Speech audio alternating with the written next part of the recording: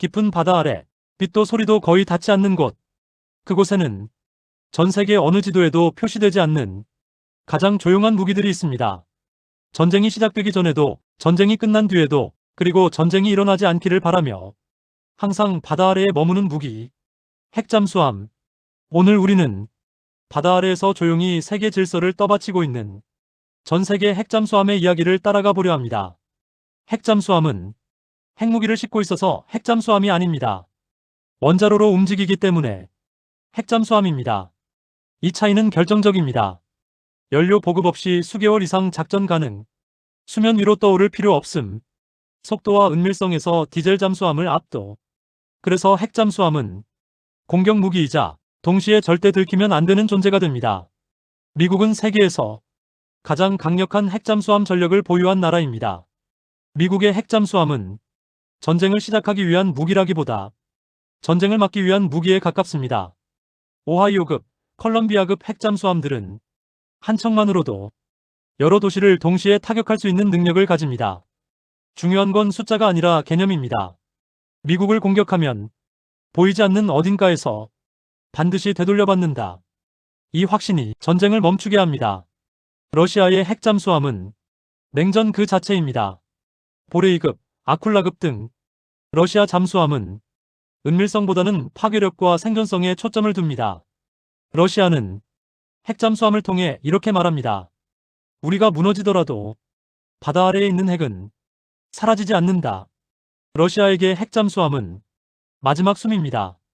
중국은 비교적 늦게 시작했지만 가장 빠르게 따라오고 있는 나라입니다. 진급 핵잠수함을 중심으로 중국은 바다 아래에서 미국을 직접 겨냥하기 시작했습니다. 아직 기술 격차는 있지만 중요한 건 의도입니다. 중국은 더 이상 연안 방어가 아니라 대양으로 나아가고 있습니다. 핵잠수함은 그 야망의 핵심입니다. 영국과 프랑스는 핵잠수함을 아주 제한적으로 운용합니다. 하지만 단순합니다. 항상 최소한 적은 바다에 있다. 이 원칙 하나로 핵 억지력을 유지합니다.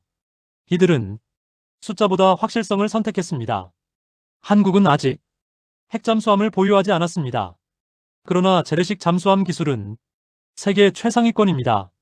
KSS 시리즈 잠수함들은 조용하고 정확하며 치명적입니다. 한국은 핵잠수함 대신 탐지 추적 경멸 능력을 키우는 길을 택했습니다.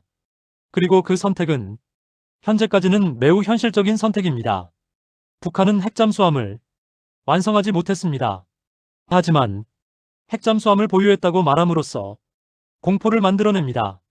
북한의 잠수함 위협은 기술보다는 심리전에 가깝습니다. 그러나 완전히 무시할 수는 없습니다.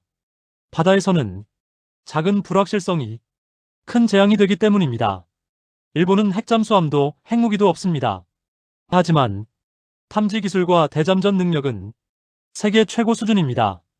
일본은 핵잠수함을 가지지 않는 대신 남의 핵잠수함을 잡는 나라가 되었습니다. 조용하지만 아주 무서운 선택입니다. 전쟁은 항상 포성으로 시작되지 않습니다.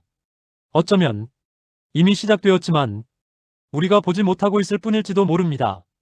바다 아래에서 아무 말 없이, 아무 흔적 없이 핵잠수함은 그래서 가장 무서운 무기입니다. 보이지 않기 때문에